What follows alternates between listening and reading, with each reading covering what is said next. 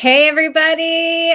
I'm Allison Peterson. Welcome to the New to Coaching group tonight. I'm so excited that you're here. I'm the founder of the New to Coaching group. Welcome, new members. If you are here checking out this live session, then definitely say hi in the comments. My favorite thing about going live in the New to Coaching group is connecting with the community and the members in the New to Coaching group. It is truly my favorite thing, and it's why all of this started. And so anyway, tonight, I am here with my dear friend, Jenny Cameron. She's one of my Breakthrough Circle members, and we are going to be talking about engaging PD in a post-pandemic workplace and world.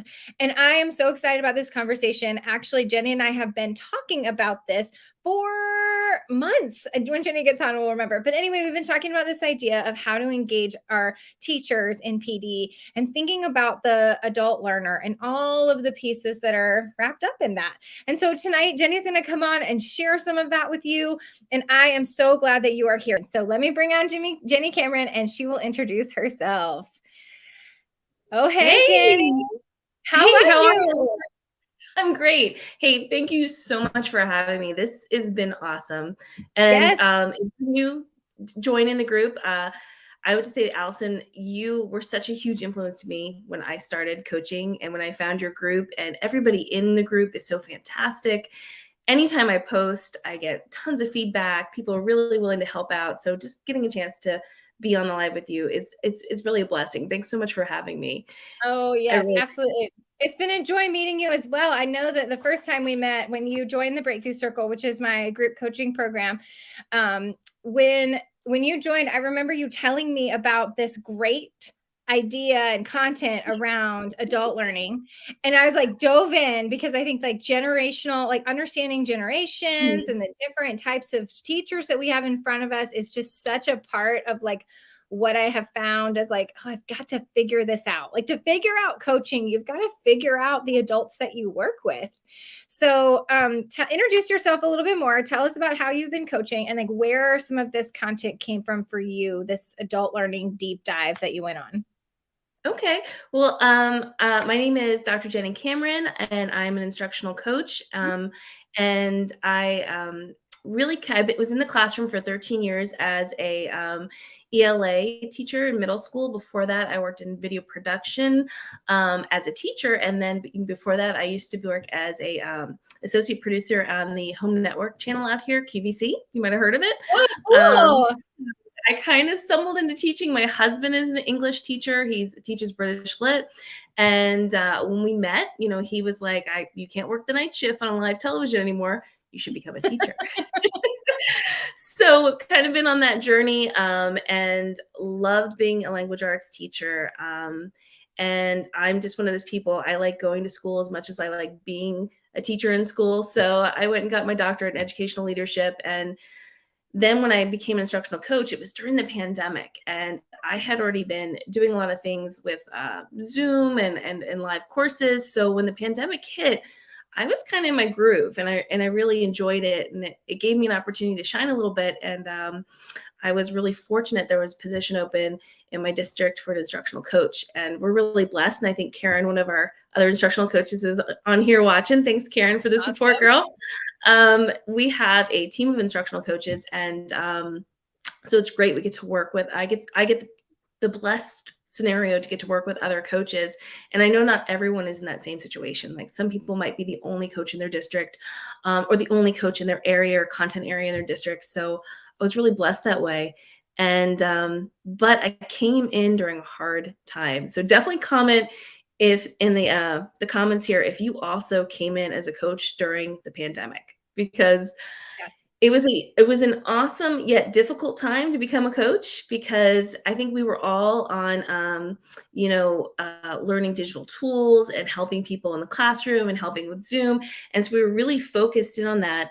And then as the pandemic eased off and we were back in person, the last year and a half to 2 years now, it's been like, well, what do our teachers need? What do our students really need? Where is the new focus? And that was when a lot of my adult learning kind of theory I started diving into that more. Yeah. I talked to a lot of coaches, obviously in the New to Coaching group, and so many of them who were pandemic coaches, like started in that. will say to me, I started during the pandemic and I'm in year 2, but I still feel like a new coach. Like they just don't really get to a point where they feel confident, and the pandemic like really stopped them from feeling like they were coming over that. So it is really a common thing, like that this coach feels like maybe she's like still trying to figure it out and isn't feeling as confident because of everything that kind of went down with that, and then the change, and then now all of this. So that's so true. Yeah. Yeah.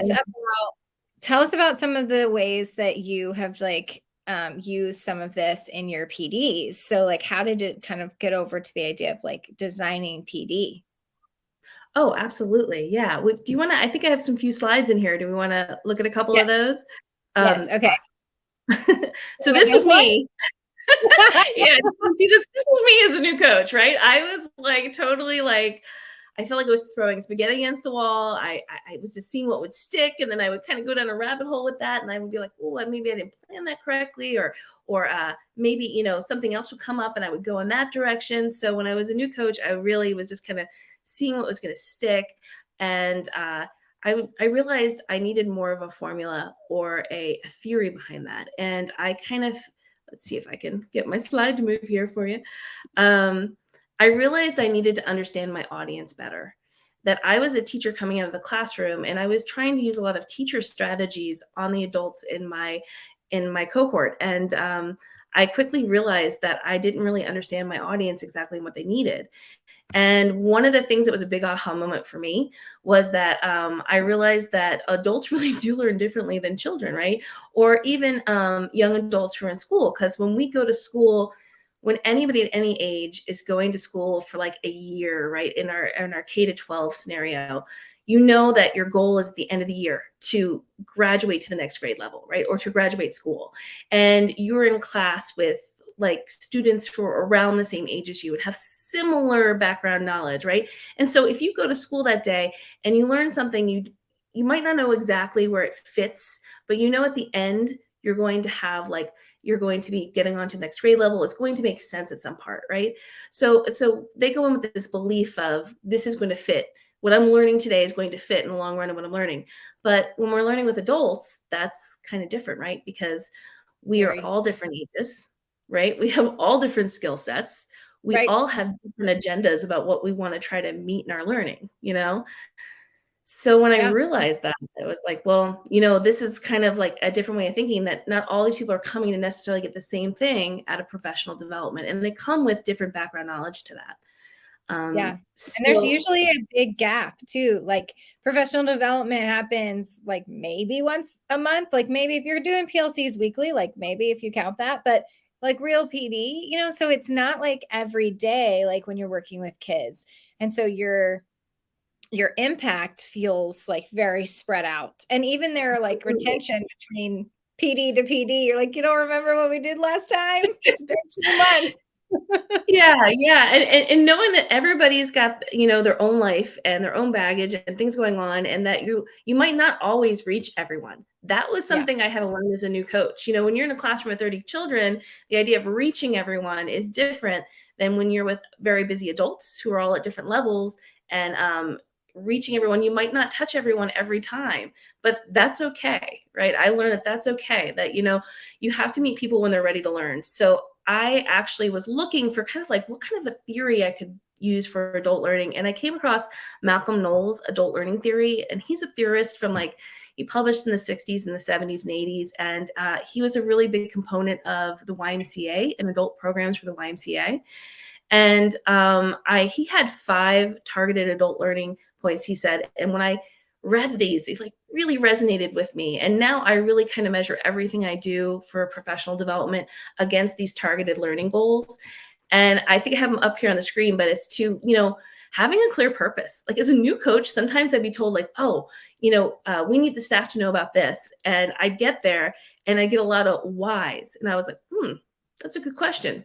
I know the surface why, but what's the deeper why? Why are we learning this? So now I always make sure that I can really answer a deeper why we're learning something when I'm developing professional development. And if I can't answer the deeper why, then I go and find out before I continue to develop that. I also know, like, learning experiences, we've got to realize people come with a deep well of knowledge, right? A lot to draw from. And I think the biggest one for me was readiness to learn. I don't know about you, Allison, but I fell into the trap of like, oh, well, I have some time in my schedule today. So I'm going to send out a bunch of emails, or I'm going to, prep this, but that might not be when the staff is in a place where they're ready to learn. So you really need to think about, just because you have time in your schedule to send an email out about PD that we're going to be having, or something you want people to engage in at 2:30 in the afternoon, that's not necessarily the prime time for the people in your building to learn, right? So, and the people in your district to learn. So thinking about timing and making sure people are ready to engage learning. Thinking about the orientation to learning, like, does it solve a problem that's easy to identify? And if it doesn't, how do you make that connection for people? And the motivation part, I think, too, is really chunking and scaffolding your PD, because adults are afraid to fail. Nobody Yeah. wants to fail in the workplace. And I felt like when I learned how to like scaffold it, when it's smaller or bite size, people are more willing to take risks, because Yeah. it's not a bigger failure. So keeping that in mind about keeping like a scaffolding, some asynchronous professional development before maybe your big staff development, and some after smaller chunks of professional development to kind of chunk it out, give it smaller, give people that motivation to try things. Yes, So, absolutely. I think these things just become really poignant because sometimes when we move from teaching to coaching and we start leading these PDs, like we kind of just, we know good instruction, but when we mhm. design a PD, we're trying to fit everything in an hour. Or we only have so much time, so we're trying to get through it. But these are some of the things that we know as good instructors, like what we really need to be establishing. And so it's frustrating sometimes because it makes it take longer to get to a goal when you're going to stop and worry about the why. But you may need Mhm. a whole session about the why, and then bringing their learning experiences into it, and then really orienting towards the learning before you get to the one where you actually wanted to do, which was like the meat. And so like Mhm. with working with and training teachers, I just feel like the thing that we have to realize is we have to pull in our instructional knowledge of how do you design good learning experiences, and being really mindful of not doing the thing that we hate. Like we hate sit and get PD. We hate it. We're Mhm. wondering why. And we've got all this learning experience that we're like, why are they not taking that into effect? So we have to change the way we're doing PD. We can't just do it the way that we've always received it. And I think there's no better person. It's just me getting on my soapbox, girl. Sorry. There's no better person than the instructional coach to do Mhm. this, because she is the runner who came out of the classroom, who has Mhm. all of this instructional knowledge and knows like this is what it should be like. This is what so she has so much to bring to the table, the instructional coach, in how she wishes she could design PD, because she wishes she had had different PD. So out of that Mhm. motivation, like understanding your audience, knowing what you're going for, and then designing PD, like no better person than the instructional coach to do the work. A consultant who Yeah. comes from outside can only make a somewhat of an impact because it's like one and done. But instructional coach, you can take your PD and then turn that into your coaching cycles. And that's Mhm. Mhm. deeper work, deeper work. So Yeah, anyway, absolutely. We're going to talk a little bit about that with that coaching cycle piece. But I love that you yes. said the meat of it, because I kind of adopted this idea of scaffolding, almost like this sandwich PD, right? You Yeah. start with trying to grab people with a little of that asynchronous PD. Maybe it's emails, maybe it's your potty PD, maybe you're putting us, doing an article in people's newsletters. You're trying to grab them in before you get to that meat, right? And Mhm. I really learned that. I don't know if anybody else has experienced this year, but and myself included, I like, as educators, we came back and we went, oh, thank God we get to be in person again. And Yeah. they're like, oh, we want to meet, we want to collaborate, we want to be together. But then we're sitting in those staff meetings and we're like, this could have Ugh. been an email, or like, oh, I could have zoomed on this one because I had some other things I needed to do in my room. And so I think like people coming back post pandemic, what that really kind of means is that we want options, right? We want options in how we engage. And truly, I think if the pandemic has taught us anything, is that we all have our own individual learning styles, and Yeah. people want to engage things the way they learn best and when they learn best. But Yes. we also have that hunger to connect and be together. So how do you balance that? And I think that is by kind of scaffolding and having that kind of PD sandwich, right? How can we give people opportunities to learn a little on their own? How can we bring them together to learn? And then how can we give them some more opportunities to follow up and continue to engage? And that's where our coaching cycles happen, right? Where we kind of catch people in that coaching cycle. And one thing I found when I was doing that is making all of my PD really trackable. Like how, and I felt that was where I was catching people in my coaching cycles. Cause I know when I first started as a coach, I'd send out asynchronous PD, and then like I didn't really know who was engaging with it. If they didn't post on that Padlet, which was my fourth step to do, then I didn't know if they engaged in it. And maybe I had a lot of people that engaged in several pieces. They just never got to that end reflection piece. And I saw that as a failure. But then when I started tracking, like I would put things on Screencast and Screencastify and track my Screencastify. I would use dynamic QR codes so I could track the QR codes. And when I started using like S'mores newsletters, I can track how many people engage with that. So if you're not tracking your PD right now, I really encourage you to do so. And we could jump, I think I have a few slides on there we could look at. But for me, that's where you get that coaching cycle on the back end of things, right? So we talked a little bit about our targeting our adult learning, finding a little joy in there. And I'm just going to skip ahead a little bit because we kind of really much been talking about this. And we'll go back to choosing a format. Just before I talk about our trackable thing, I wanted to just talk about choosing a format. This was a big thing that I learned during the pandemic was I wanted to please everybody. And I wanted to please the person that was the health, teacher, and the person that was the math teacher, and the person that was, our kindergarten teacher. I wanted to please everyone. So I thought I had to have all these different topics for people to engage with. And what I realized was it wasn't the topics that I needed. I needed to stick with the same topic, but I had to give people choice.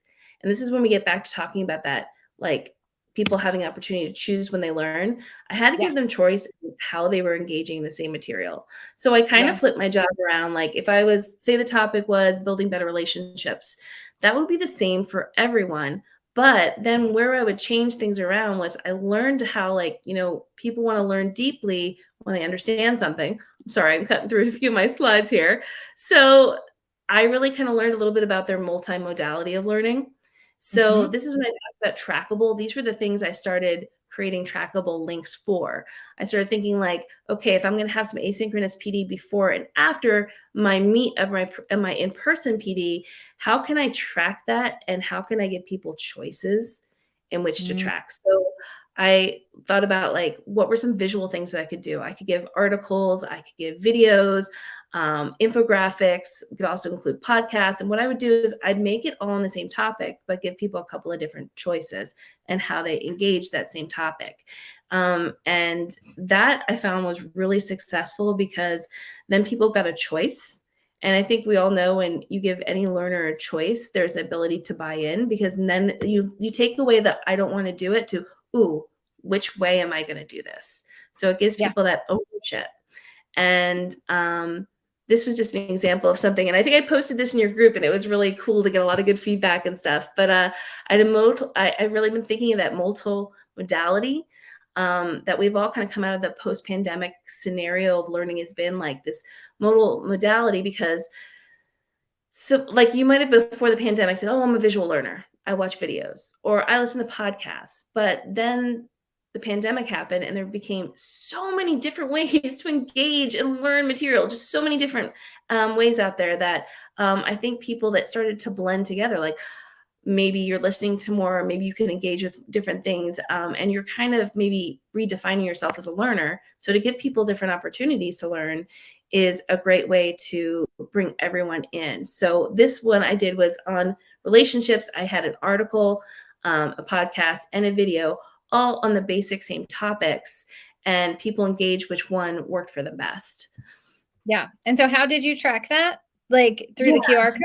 What was the trick? I'm sorry. Yeah, I'm getting a little all over the place. No, So let like, me go here. because Yeah, I saw a few people say, like, they love that idea of tracking, but this is something that this is one of the things I'm just gonna mention that, like, as a classroom teacher, you probably didn't use some of these tools.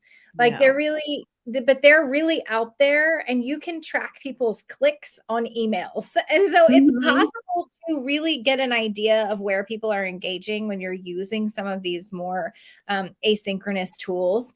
And the thing is that people will engage, but they will lurk, meaning that they will watch and they will scroll and they will see, but they won't comment or they won't like or they Mhm. won't do these things. And so you don't know if they're engaging, but you can kind of find some creative ways to do that. So the QR code is one of them. Also, the Yeah, Bitly, absolutely.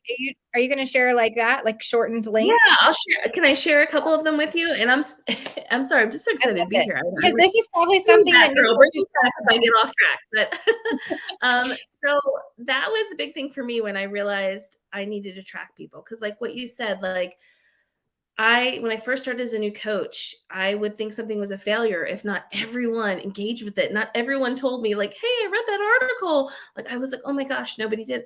But like you said, I realized people were lurking, people were dipping their toe in the water. And it goes back to that not wanting to fail scenario, right? Yeah. And so when I started kind of exploring how I could track people engagement, it also gave me when I was talking to people in my group or my advisors, like how I was knowing people were engaging. So this one right here, this is a dynamic QR code. So a dynamic QR code, I think I pay like $10 for the year for this. And I got it in Google Chrome. When you download the QR code there, you have an option when you click into QR codes there, you'll see dynamic links. And I know if you haven't heard of it, I swear now that I've said it, you're going to see it all over the place. But right? But if you like to do QR codes in your building, if you like to I like to put things like over the copier, somewhere that teachers are lurking or hanging out in the day. This will tell you, as you can see there, how many people scan the QR code. And it will actually show you, this slide actually shows you a 3-month period. Now, this QR code was accessed to about 30 people, but I can see that people held on to this and they scanned it and must have gone back to scan it for me to have 70 scans of this. And this was part of my building relationships PD. And so that really gave me like information to know, like, this mattered to people enough that they had to engage with it more than once. That they went back and looked at this several months later, maybe when they really needed to engage with it. So they held onto that QR code and they scanned it at a different time. So that gave me a lot of information about the longevity of that piece of PD that I had. With the QR code. And let me see, we have a couple other different ways. Another way that I started tracking people is if you present any asynchronous PD with Google Slides and you ask people to engage with it, Google Slides actually has right up there in the top, it's like a little wiggle with an Yeah. arrow. Actually, if you click on that, it will let you know over, I think, to about 100 or more, how many people are clicking on your slides, how long that they're on them for, and what days they were on them for. So you can Yeah. see if you're sending out that asynchronous PD, like if they're engaging with the first day, if they're going back later and watching them. Wow, So that's a cool feature. I did not know that Google Slides was trackable that way. So when you say engage with it, you're gonna share it with them and then they click? What's the if engagement with a they slide? open it, and they're clicking through it, right? Okay. So there's a Okay. couple things you could do, like a little like a layered onion here by just clicking on the slideshow. It'll tell you that people clicked on it and they went through it.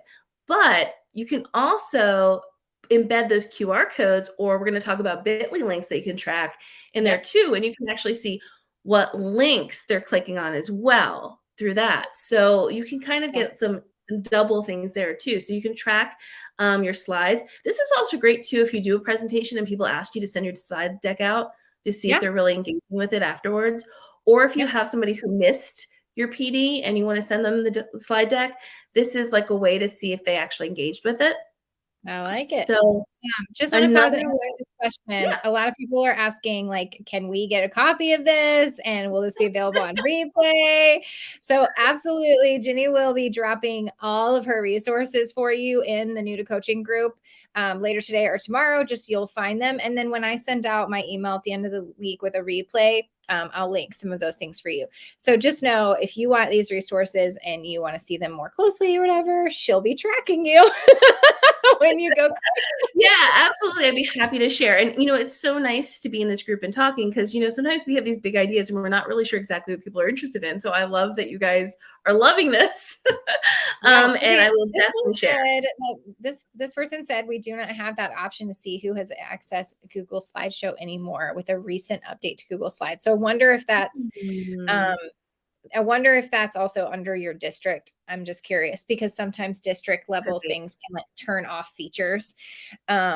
So always make sure you have a personal Google account too that you can use for that would be like if you're going to go to a presentation and like present at a conference or something, and then does anyone know how to retrieve that? I'm not sure which question that is referring to. So, okay, tell us about this one, tracking adult self-directed with the Bitly And link.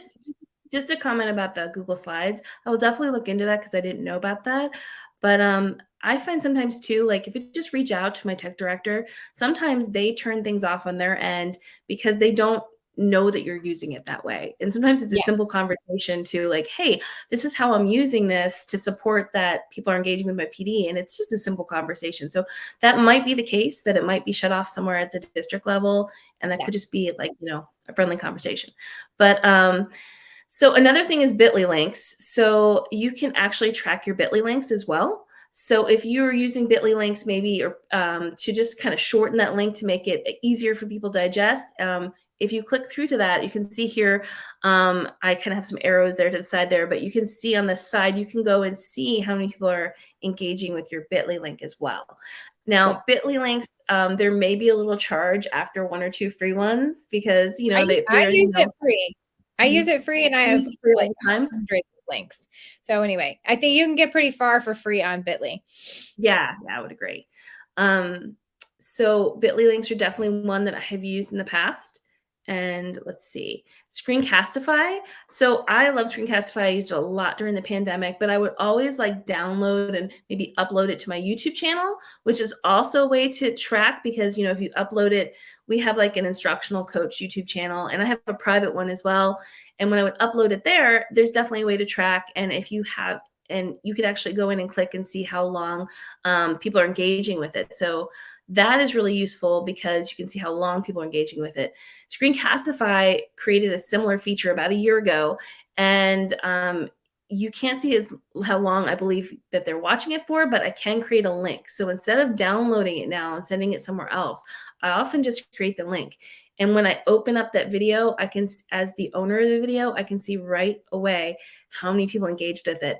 And it was funny. It was maybe about a year ago, we did like a PD where I was asked to put out a bunch of Screencastifies and teachers were supposed to watch them before they left for the day. And everybody jumped to the Google form that said they watched everything.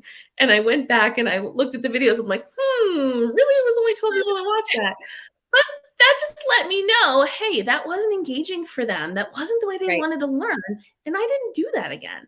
I wasn't using it as a gotcha. I just was using it more like it looked like there was a couple videos. They probably had video fatigue. And so so in the future, I didn't plan to have so many videos in any kind of asynchronous PD again, because it told me people weren't really watching it, So, you gotta be careful. Like you try not to use it as a big brother thing, but more as just like, hey, it's telling me something about my audience, right? It's telling me that they're not engaging with this for a long time, or it's not what they need, or they're not watching it, or sometimes they're going back to watch it a bunch of times, and that's a good thing too.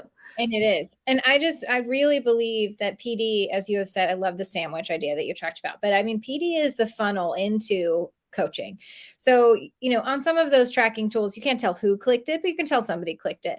But if you can use any kind of tracking, whether it is an exit ticket out of a PD, one of these types of tools where you can get an idea of who's clicking on something, it just opens the door for a relational touch point to me. So it is the opportunity for me to see that person in the hallway and be like, hey, I saw that you said you really liked that video. Tell me what it was that you liked about it.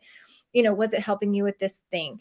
So it's the opportunity to take something that maybe was virtual and turn it into relational and connection. And that is when you can get all the way to the point where you're saying like, oh, you know what? I would really love to show you how you can use that tool in your classroom. What if I come by next Tuesday during your planning and I show you how to set it up? And then I can actually show you during like your class and show your kids too. Like all the opportunities to get your foot in the door can start from something that you did asynchronously or virtually. So I think you have so many, like the intent of it is, how can I take this thing that I shared and then follow up with them in person and turn that into something deeper? Coaching cycles. Absolutely. Absolutely. And I'll be honest, the newest thing, I don't know if other people in here are using S'mores newsletter, but I Yes, more. started using them. Yeah, I started using them a Yes. few months ago and use them I love them. I love them because they actually tell me how many times somebody clicked. It tells me their name. And like you said about the coaching cycles, of all the trackable things I use, most of them, they don't tell you the person. But with S'mores, I can actually see the person and I can see how many times they opened a resource. And so, like you said, I've had a lot of opportunities to engage people in coaching cycles because if somebody's gone through and they've downloaded all my printables about Earth Day and I could see that they watched all the videos that I posted that they might want to share with their students. And I'm seeing, like, I recently talked to somebody and said, hey, I saw you downloaded all of those those sheets I had on Earth Day and animals. And then she said, well, actually, I'm looking to do an animal report. So then we had a conversation. Oh, well, I can help you with that. And I have this, when we do our animal report, I actually have like a lesson that we can do with that. And I actually had a Chatterpix that we could like write out that, and the kids then could record their voice and use the Chatterpix. So we ended up having this great conversation about something we're going to do together in her class, based on the fact that I just saw she was downloading all of those printables that I had. So yes, that's so great. So S'more is a paid service though too. yes, it is. It is. But if you help your admin see, like, this is how I will be using this tool to send my newsletter, and that it's trackable, then I think the investment is low enough, for you to be able to get maybe your school to pay for it or something. But S'more newsletters, you can Google that one to find it if you're not familiar. So what else has been on your mind about all of this? What other things do you have to share with us? This is great stuff. So this is good stuff. And I feel like we've kind of gone in different directions. But one thing I would love to talk to you guys about that I felt has been successful, and I think you and I, Allison, kind of being on an entrepreneur track as well, I think we've clicked as friends because we both kind of like that side of things, is talking about emails that your staff opens and reads and emails that they click and go through too. So that was something that I felt like was something I did pretty successfully, is how to create emails that people open, right? Because how many emails do teachers get? They get a ton of emails. So if you're not already setting up emails where you are you're automatically kind of putting them in there, where you can, like, if you are using like Google email, you can actually put it in to go out at a certain time, like a deliverable. And so what I do is I schedule all my emails to take a lot of brunt off me. And then I always include, so people know they're getting them at the same time. So when they're scheduled, I don't have to worry that I sent that email out at 7:30, 8 o'clock on Tuesday, because I will sit down and I will batch write them all. And then I will schedule them, right? And it's really simple. If you don't know how to schedule your emails, down near your signature, there's a little drop down, and you can click that and you can schedule your emails. And so the consistency piece gets my emails opened because people expect to see them from me. The next thing I do is, I don't know about you guys, but so many teachers, and I do this myself as an instructional coach, I just go and search my email for stuff, and there's zillions of emails. So I always put an emoji in my my title line in my email. Mm-hmm. So it makes, and like when I do Seesaw presentations, I always put a rainbow emoji in there. So if they're looking for anything from Seesaw on me, they'll see the rainbow emoji and they know it's for me. Whenever Yeah. we do our math testing, I always put a guacamole because I always say, holy guacamole, it's time for math testing. So it makes it really easy for them to find my emails because they look for that emoji. So it makes me Yes. more So searchable. simple, but it's more Yeah, and it's engaging. more engaging. And then I always try to, like, when they open it up, like, I was an English teacher for years, but I'm going to tell you right now, it's okay to break all the rules with emails if you really want people to read and enjoy them, because nobody wants to read a big block of text that's small, right? Right. So I make my emails really scannable. Sometimes important words I'll put all in caps, or I will bold them. So if then I go back and I look at the email, and if I look through it and I can get a gist of what the email is about just by reading the bolded words, Yeah. then I know somebody can scan my email. And I've had people say to me, "Oh, I love scanning your emails because it's so easy because you have the bullets of you either bullets or you have bolded words." I Yes. always use bullets or lists like 1, 2, 3. Yeah. And just to keep it really digestible and easy, I always make my font a little bit bigger than the Yeah. normal text font too. So it Yeah. pops and people can talk to a student and glance back at my email and catch right where they were because the email is bigger, it's bolded, it has bullet points. I like to include like a little meme when it's appropriate, just Yeah. keeping it light and funny. You just got to make sure they're appropriate for school, but just something that'll just keep it light. Yeah. And the last part is the clickable links. If you're going to tell somebody about something in your email, always provide 2 links to the same resource. I do it near the beginning and I do it at the end, right? So they Yeah. don't have to scroll back to find the link. Or if they read the first time and they're digesting the email, they might not click right away. But after they digested the email, then they might click. So Yeah. offer them more than one chance to click a link. Yeah. And also offer the link in every email you follow up with it about. Nobody wants to hunt for links. Nobody Yep. wants to go, that link I sent you last week. And Don't say that. they won't Just do say it. it. Yeah, I mean, this is going back to the post-pandemic piece. Like somebody said, attention span 7 seconds. I think that's long, to be honest with you. Mhm. So like we aren't realizing that attention span we're not even talking about students. We're talking about adults and their ability to attend to something is a matter of seconds that we're going to lose them. And Mhm. so we've got to be mindful of how we are communicating with them, whether it is emails, like you just said, which is great, or we're doing a PD, or we're going to lose them. And so the longer form the format is, the less interested we're going to be able to keep them. And I think that's another thing that's making me think of with this conversation is our young teachers. Y'all, the Oh, youngest of the young teachers are mhm. not millennials anymore. They No, are they're Gen Gen Z, Z, right? Yes, which yes. means like this is the whole different ballgame. You're talking about designing a PD for a Gen Z kid who is now just come up through school, who is like, now you've got to take that Gen Z and now they're your teacher who you're trying to coach up. And so you've Mhm. really got to be mindful of your audience, right? This is so And I true, think what you're saying too is that we've talked about this personally a few times. There are 5 different generations in the workforce right now. And yes. that's actually really like an historical point for our country. Never in the history of our country have we had 5 generations in the workforce at the same time. Wow. So, I mean, you really need to think about that. You still have your baby boomers, right? We have, and I hope you don't mind. I have a little like analogy that I like to use when I talk about these 5, and I will just tell you it's a total stereotype. So hopefully I won't offend anybody. But we've got Right. our baby boomers, right? We've got our Gen X's, which I'm a Gen Xer. We've got our there's a small group between millennial and Gen X. They're the Zennials. And then we I have didn't know my about husband, the Zennials. I yeah, need there's a to do more Zennial, research. right? And then we have our millennials, which is a huge group, and then we have our Gen Zs.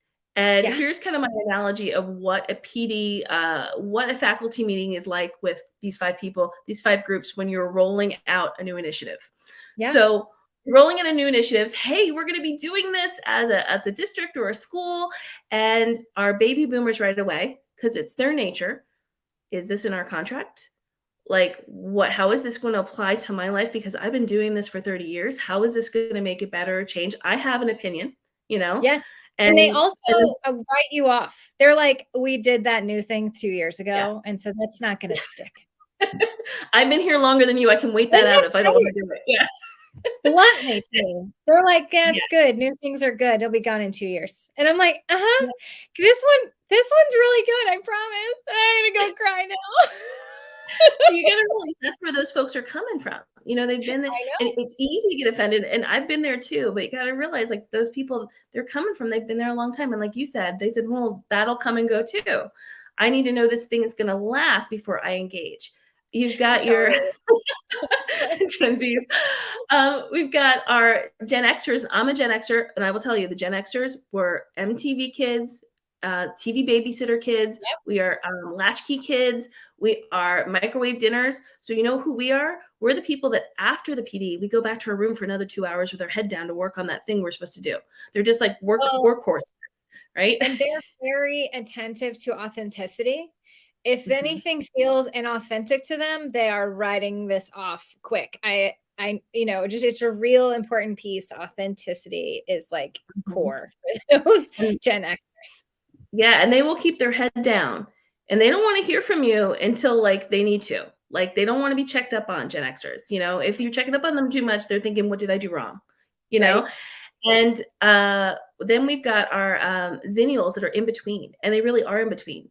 They sometimes relate with our Gen Xers, but most of the time they're kind of the older millennials. So they kind of know that before full on technology, but they were the first adopters to a lot of things. So they kind of straddle those two groups. And then we Yeah. have our millennials who they're sitting in that PD too, but before it's even over, they've already texted everybody in their team, set up a Google form or an Excel spreadsheet, and This looks they're me. ready to leave the minute it's over, right? Because they're tech savvy enough and they want to get things done. And then you have your Gen Zers, and I hope I'm not offending anybody who's a Gen Zer, who is sitting in the back of the thing going, "This could have been an email. Why am I here?" They don't have any interest in that culture because they haven't had an opportunity to grow up and engage with that culture. Yeah. So they haven't bought into it yet. So you've got to bring them Well, and into. they're just sitting there being like, needing entertainment, like needing it to be entertaining. Mhm. And let's walk through the logistics of what we're doing this week meeting that really could have been an email is like, get me out of here. I'm going to, scratch my eyeballs out. Like they're so frustrated with that. And we're Yeah. So trying how so hard to be like, but they're also like, I just got this new job and I'm supposed to be a certain way.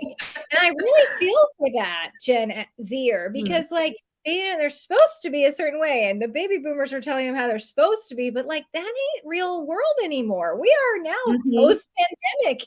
You can't create this world anymore that is non-digital, not online, not short form video. Like we have to design for the people who are engaging in the post pandemic world. Anyway, soapbox I girl. think too, like your Gen Zers too, like they are really, like you said, they've come from a world where there isn't that hierarchy that Yeah. older teachers, myself included, like you knew like you had to put in your time, and after this and this person went before you, and you know, once you got to a certain stage, they don't have that same concept. They didn't grow up with Yeah. it, with that hierarchy structure. They don't know why they can't pick up and just talk to the superintendent when they have a problem. And I don't say that in an insulting way. I just say that they've grown up in a different society that's told them they can do different things. And Yes. so you all those people who have different concepts of society, who've experienced engaged with community in different ways, and has experienced engaged technology in different ways. And my big secret, my thing I would love to do an article on someday, is I truly think the secret leaders in this group, and if you are one of these people, you could put in the comments, is our Gen Xers. I think our Gen Xers were mostly young enough to really engage with the pandemic and learn and embrace the technology that they didn't know before. They're a Yeah. smaller group. The boomers before the pandemic in our society, the boomers were supposed to stay for a really long time in leadership positions. And the Gen Xers were going to get skipped because the millennials knew all the digital stuff that companies and education wanted. So what was going to happen when those baby boomers were going to retire as leaders? Those millennials were going to hop over the Gen Xers and take all those jobs. And they already were starting to. They were already starting to take all those principal positions, vice principal positions, because they had the skills and they still do. They're wonderful. If you're a millennial, you're wonderful. You still have the skills for those positions. And the Gen Xers were getting missed.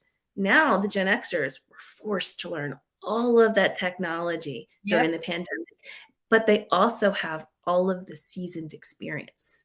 And our older millennials and our zennials, you all fall into that category as well. So if you're thinking you don't have leadership skills or you're going to get skipped over, this is your time. I'm telling you, this is your time.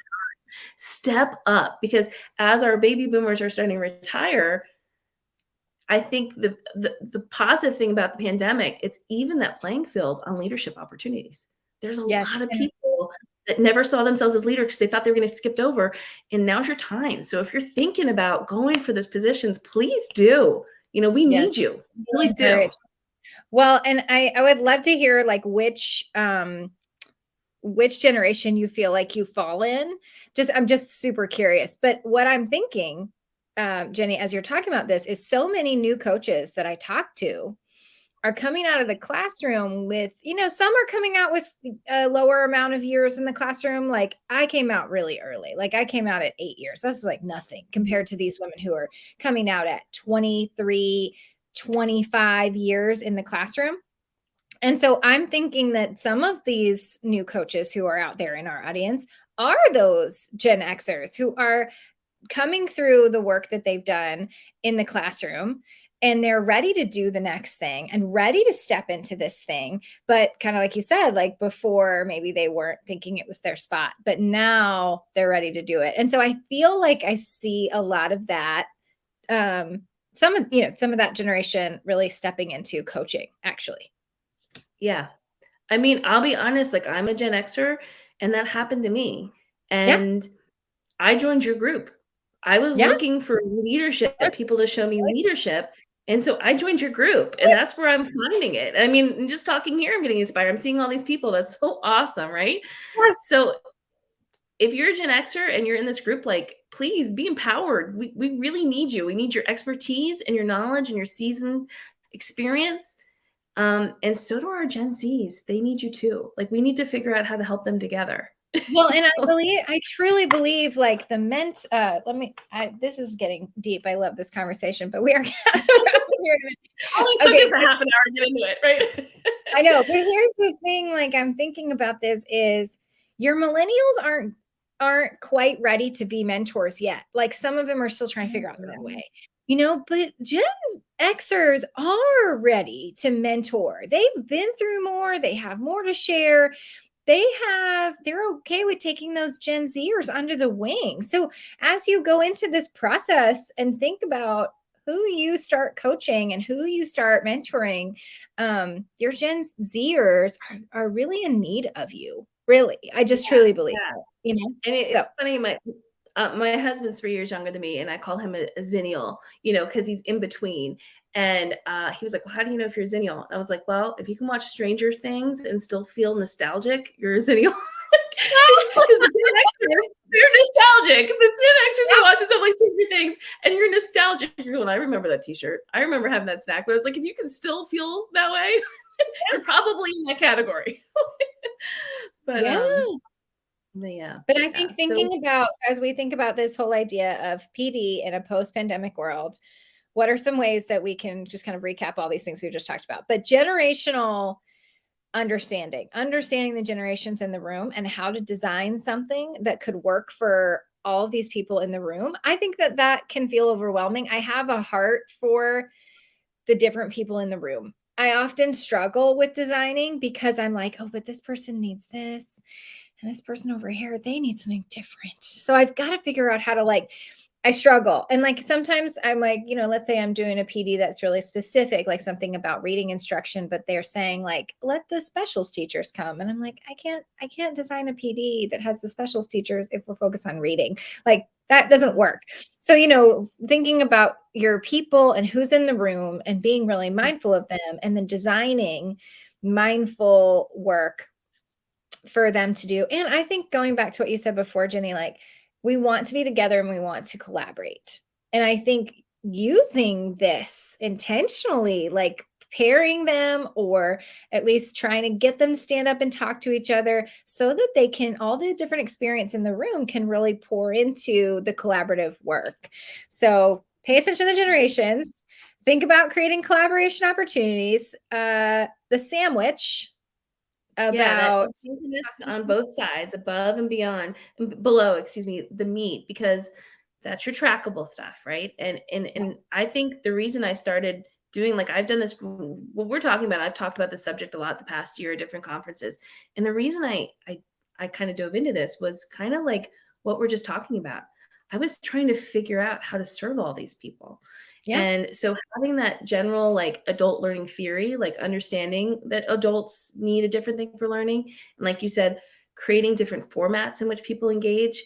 But for me, that really gold piece is tracking it, because that's where you get your coaching cycles. That's what you see what people are engaging with.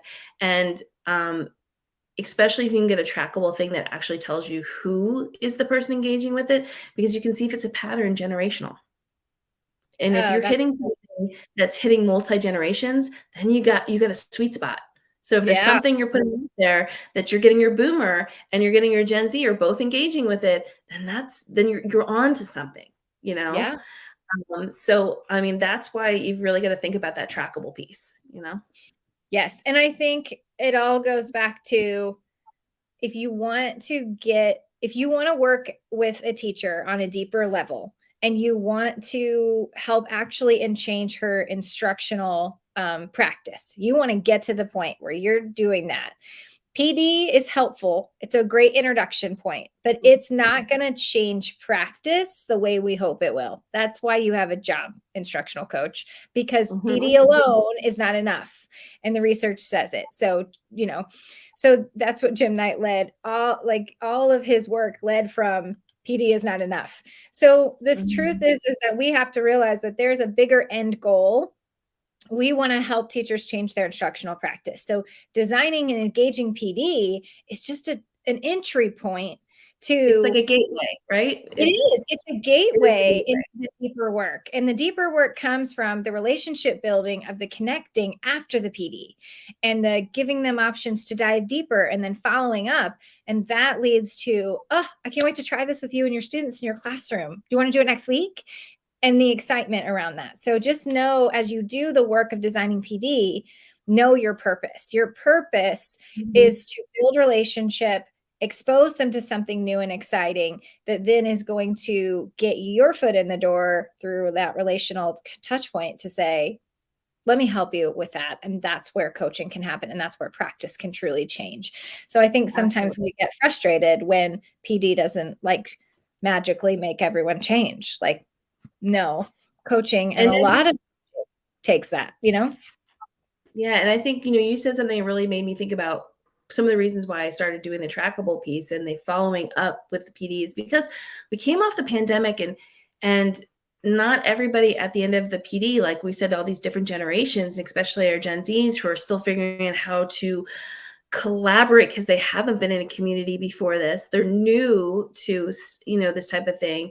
Is sometimes I would have a PD, and sometimes I have these great meaningful conversations afterwards. And sometimes everybody would just get their stuff and leave. And you were like, wow, did that fall flat?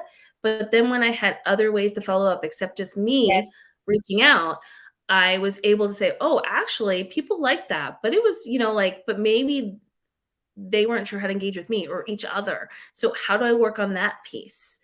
So that's why I think it's important to have that balance, right? Because we have people are coming off this isolation, and we're still feeling the results, like the effects of that.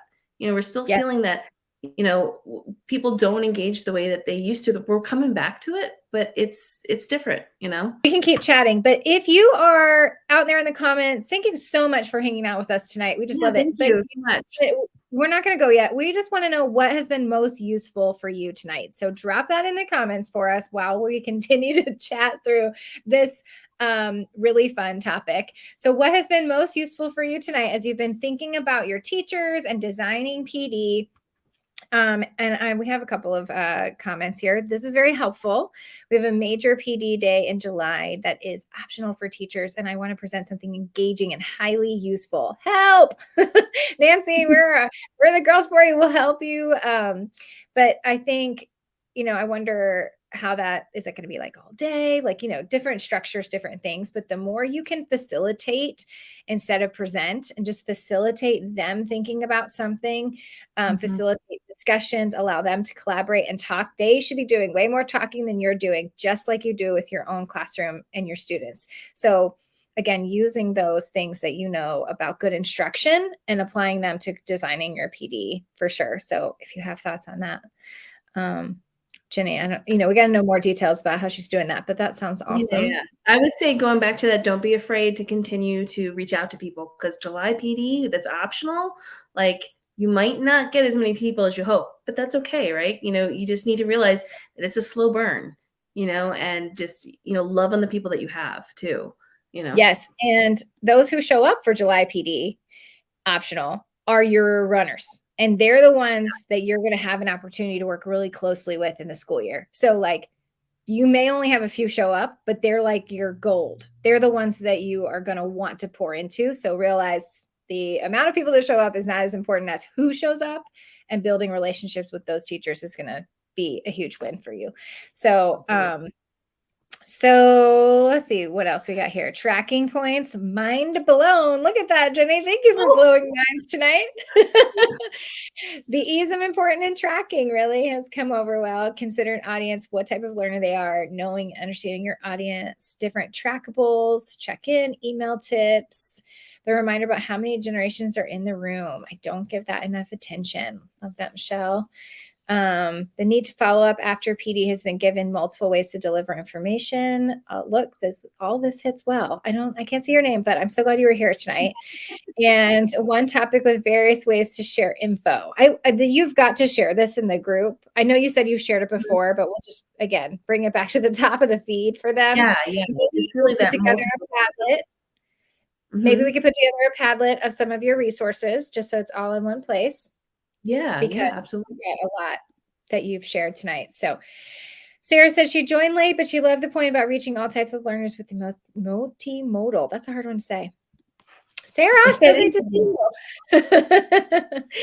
That is so great. Well, thank you so much for being here with us tonight. And Jenny, thank you so much. Tell everybody how they can follow along with what you are doing in your Facebook group and other things that you're sharing about this, because this is something that I feel like so many new coaches really could just benefit from understanding the uses of the technology better, how to create videos better, just a lot of the things that you've been teaching. So share with us how they can continue.